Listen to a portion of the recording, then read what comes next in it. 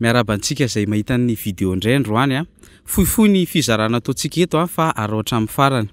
Atombontsika sol ty intro ty a.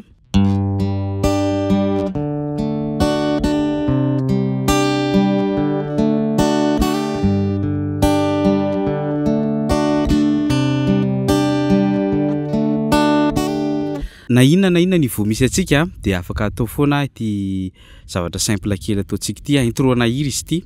Haut-joli izy fa hotononko 6 a 3 dia miaraka ny 2 sy ny 1 dia avy eo miverina manao 3 zany hoe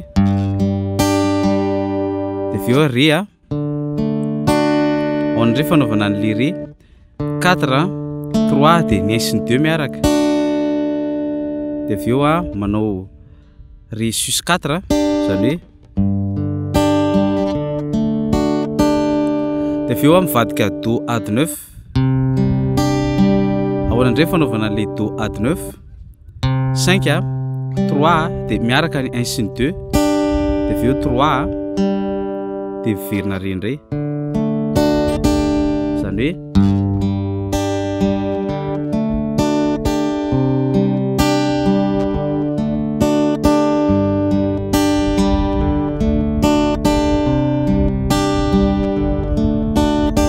kengakengana kely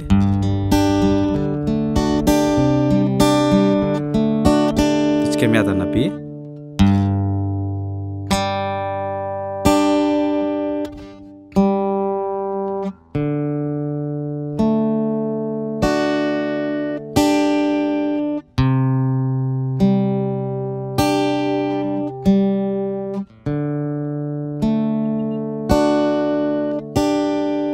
dia zay ny intro an'iny hira iny dia arahanao fotsiny ny akorin'le hira dia ohatran'izay daholo ny fitendry any amin'le couple rehetrarehetra dia ny refrain manaraka ohatran'ireny manao plakina carton reny dia ohatr'izay.